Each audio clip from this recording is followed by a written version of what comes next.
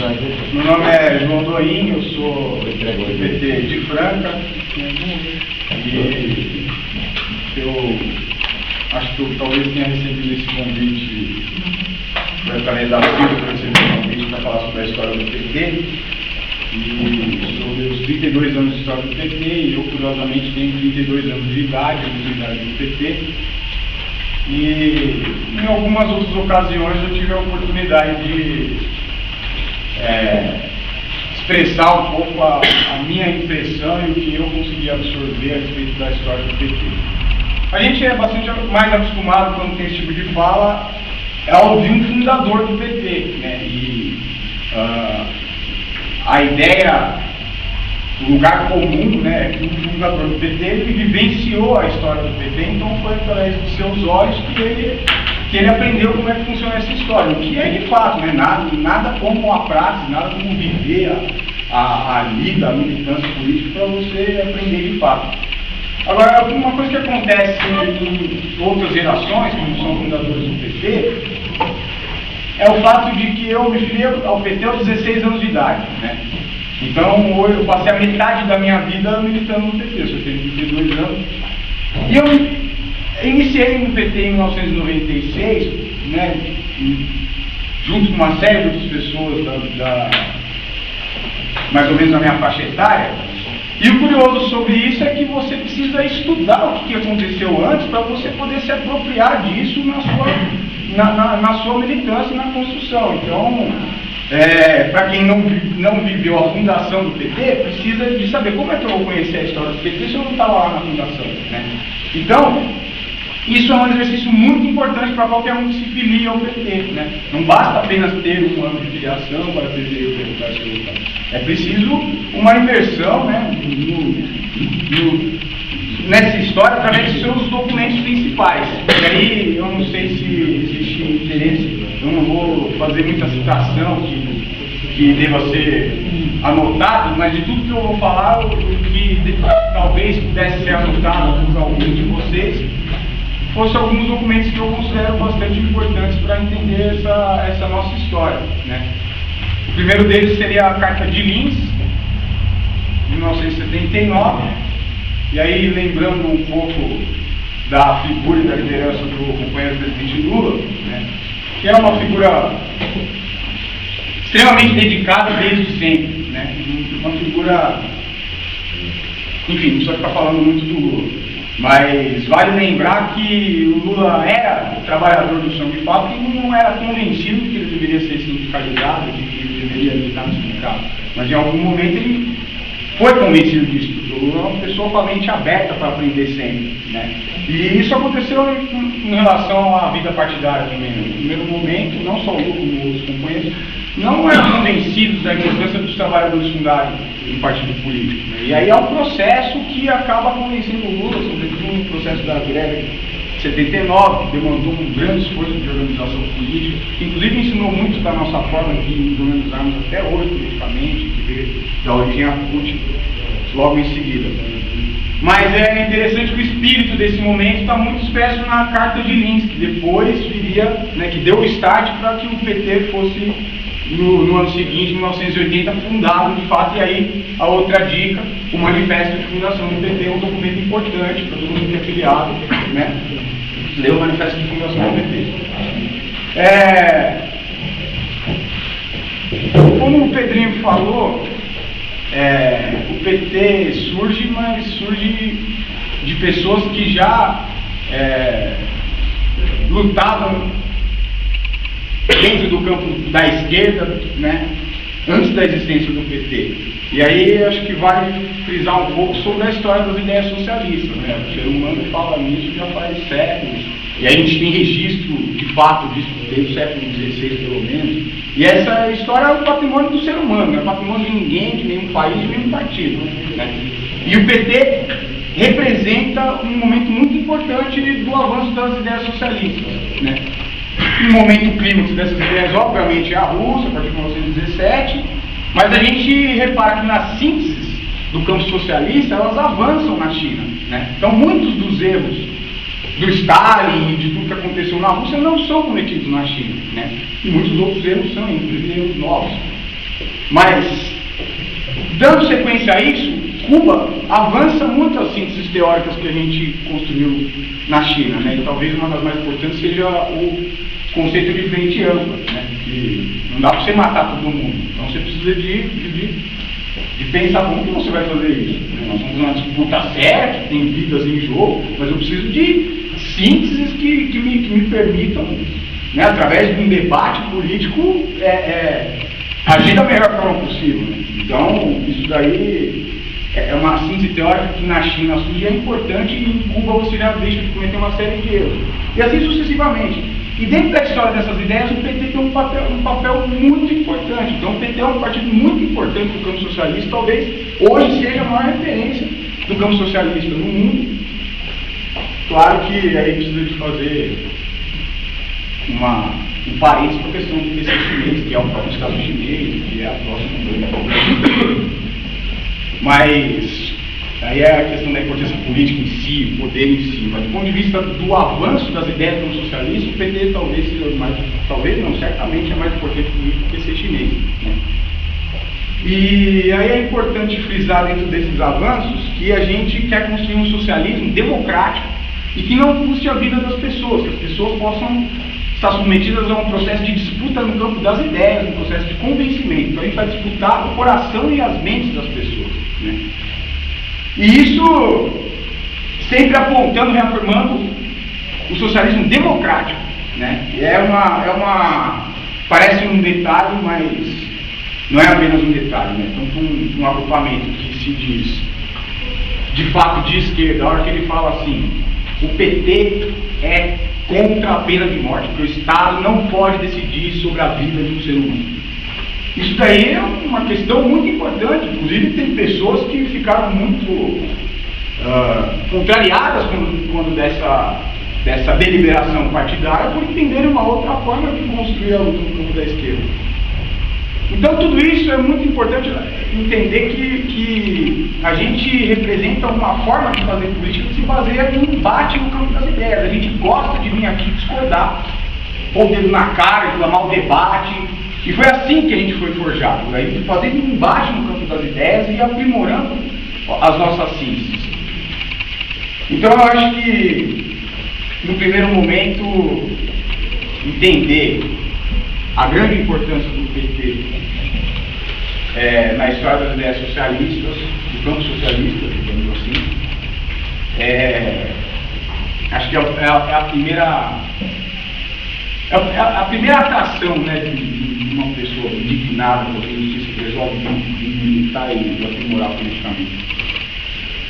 E aí, a partir disso, eu acho que a segunda coisa importante, e aí um outro documento que eu queria citar que é importante conhecer, claro que esse meu depoimento foi muito da minha própria visão de mundo, né, e eu sou de um campo político do PT, eu sempre militei no campo da articulação, mas eu respeito muito a diversidade de ideias e de posicionamentos, né, que caracteriza o PT, mas não tem como meu depoimento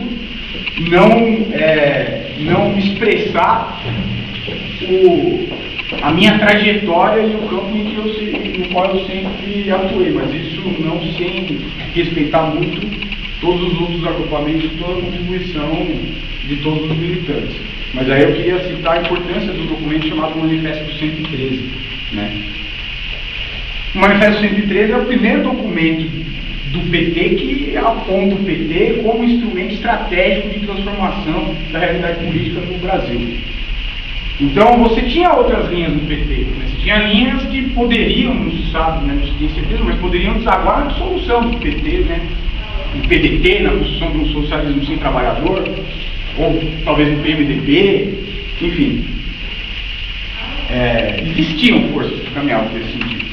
Por outro lado, forças que caminhavam na visão dessas pessoas que construíram esse documento com uma agenda datada, com uma transferência de uma realidade de outras localidades para a nossa realidade.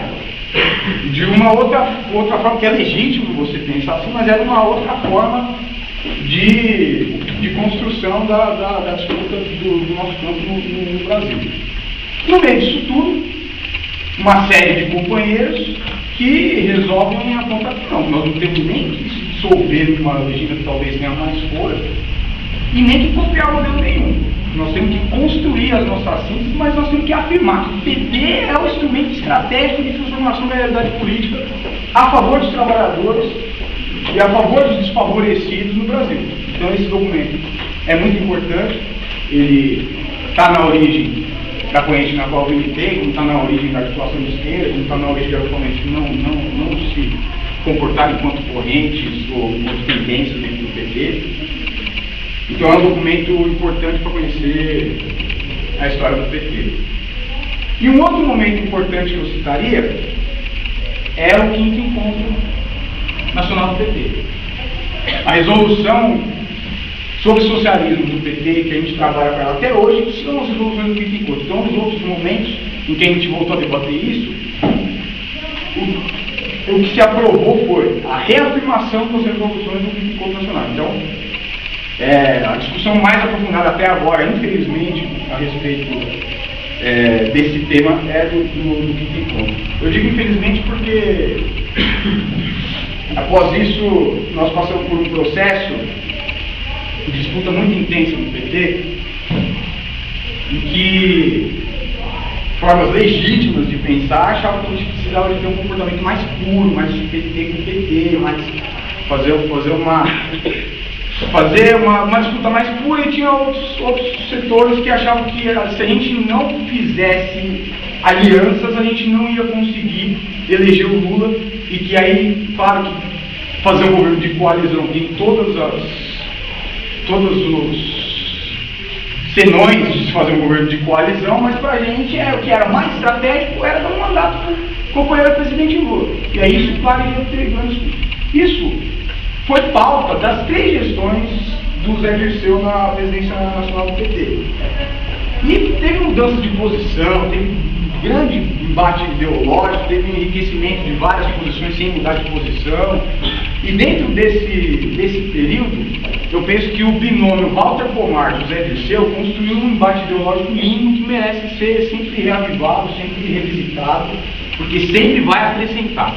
Então, foi um momento lindo do PT.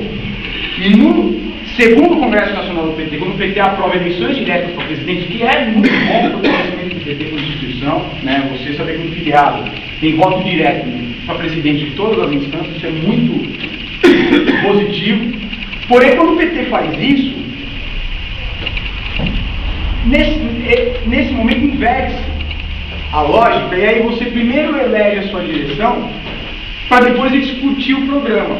E quando a gente fazia o contrário, a gente ia para o embate no campo das ideias, para construir um programa para o PT, e depois definir quem era a direção que ia ter a obrigação de tocar este programa. Esse embate ele entrava inclusive na teia de interesses, e você tinha grandes construções, grandes saídas políticas, porque tinha uma candidatura que era retirada por conta de um ponto que foi fortalecido, que foi aprovado no documento. Então, toda essa observância dos ritos e da construção do documento, de resolução, de todos os espaços de consulta e de deliberação do PT, foram muito importantes, e a gente perde quando a gente aprova ou pede. Então isso daí é uma coisa que eu acho que tem que ser retomada. O PT precisa de voltar para aquele PT que não tem medo de debater, não tem medo de discordar, não tem medo de vir aqui discutir, falar que está errado, e o PT que constrói um embate de ideias para depois definir quem é que vai ficar responsável por tocar aquele programa. Então, assim, o segundo congresso do PT é um outro momento muito importante que quem quiser revisitar o que ele produziu, eu acho que acrescenta na formação e para poder se apropriar da história do partido que você está construindo. Mas de fato, um momento que prepara o PT para eleger o Lula em 2002. Portanto, o segundo congresso do PT talvez tenha um destaque em relação aos outros 3 congressos, né? Um ponto crítico. Outro momento importante, eu penso que seja a crise de 2005, e em relação a isso, é um debate muito polêmico. E eu acho que o que vale é revisitar tudo que aconteceu e reavivar esse debate dentro do PT, porque nós vamos viver esse ano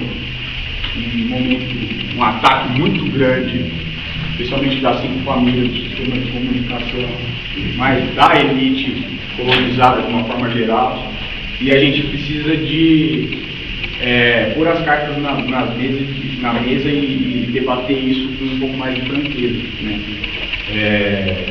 A gente sabia o que a gente estava fazendo quando a gente resolveu construir fundos de solidariedade no campo operário, quando a gente resolveu contrariar a elite colonizada e dizer que a gente ia construir uma agenda política para eleger o Lula. E aí, para quem não sabe, o Lula era com 10, 15 pessoas, fica em hotel 4 estrelas e o custo disso é alto. Eu penso que se eu tiver um problema aqui político muito sério, lá em Minas, fico sabendo por telefone, nada pode me impedir de fazer uma cotização entre os companheiros aqui e resolver esse problema. Eu acho que isso é da minha ação política. Estou falando isso de forma muito desarmada, é complicado falar isso publicamente, mas essa é a minha posição pessoal a respeito do que acontece. Eu acho que tem um problema ideológico de fundo muito grande, porque as coisas são feitas para tornar os desprovidos criminosos, né? Então, você vê que direito constitucional é importante, a gente não tem como construir uma sociedade que socialize as oportunidades sem regras, isso não existe, ninguém aqui está colocando isso. Mas a gente precisa, com demagogia, a gente não vai construir uma sociedade melhor, né? Então, por que o do Serra chama fundo político e o Deluca chama Caixa 2? Eu queria entender. E eu acho que a gente precisa ser franco nesse debate. As coisas estão armadas. O dono da Pegasus vai ficar tranquilo e o da biqueira ir para Franca. Está tudo armado para isso acontecer. Já está armado, a gente precisa debater isso. Nós estamos pondo os nossos melhores jovens na cadeia por um problema de compreensão ideológica do que está acontecendo na sociedade. Então, precisamos debater isso com mais sinceridade, menos demagogia. Dentro do PT nós precisamos disso. Essa é a minha posição pessoal. Pode ser contrária à posição de muitos aqui, mas de qualquer forma a gente vai precisar debater isso, e a sociedade vai debater isso esse ano, se quer a gente queira, quer não, porque vai ser julgado no processo da crise de 2005. Penso que a partir daí já não é mais falar de história, é um pouco de perspectivas e desafios. Está colocado um debate também sobre uma nova classe média, e a gente tem feito esse debate aí, pelo menos isso o governo tem tido clareza no posicionamento. Pelo menos isso não, a gente faz um grande governo, mas quando o negócio é ideológico mesmo, a gente diversa demais.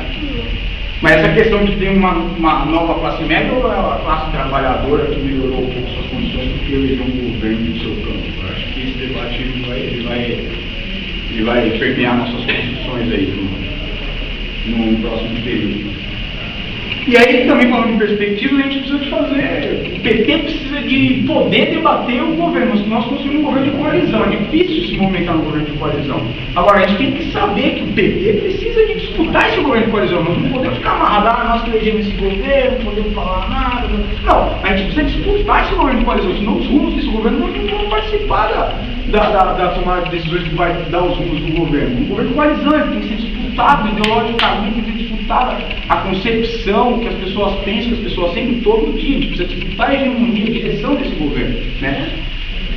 Então, a gente precisa poder fazer isso, porque a gente precisa de, a partir daqui, discutir melhorias sociais, culturais, não apenas econômicas. A gente precisa de aprofundar os alunos. Nós temos condições de aprofundar os alunos, mas o PT precisa de ser protagonista nisso.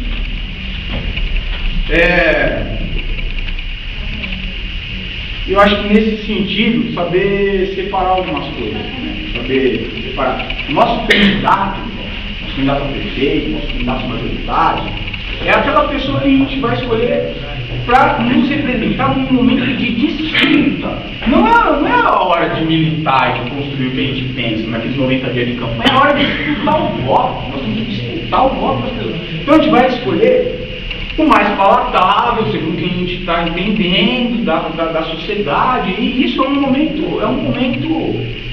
muito que ter marcado dentro, né? Esse não é o dia a dia da militância, né? Então, nosso candidato é o nosso candidato. Quem que nós vamos trazer para ele? Nós vamos abrir a porta do PT para quem? A Ralezeira sempre levou o PT no ombro, se você for analisar historicamente o nosso desempenho eleitoral.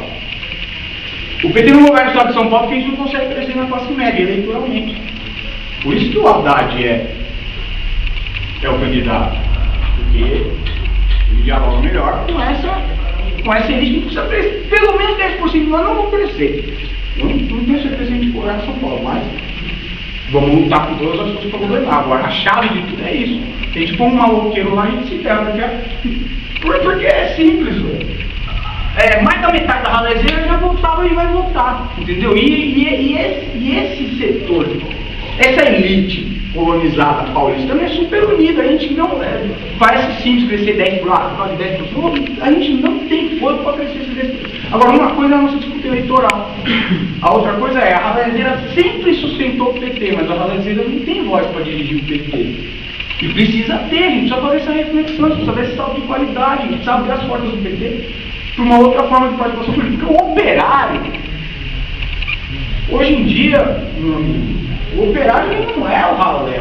Você sabe como que é o plano de saúde do cara da Petrobras? Sabe como que é a lei do metal? Não é.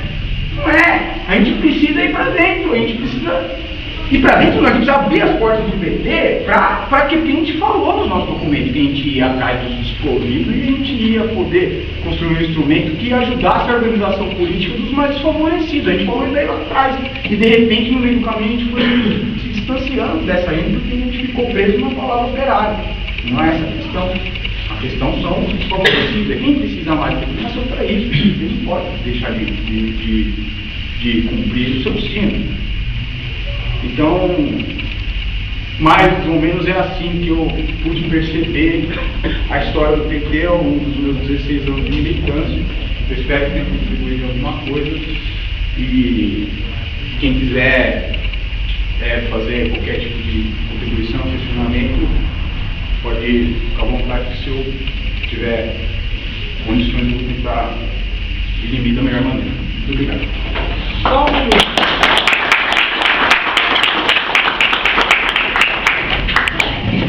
Antes de alguém falar, está passando uma lista aí, dos pré-candidatos.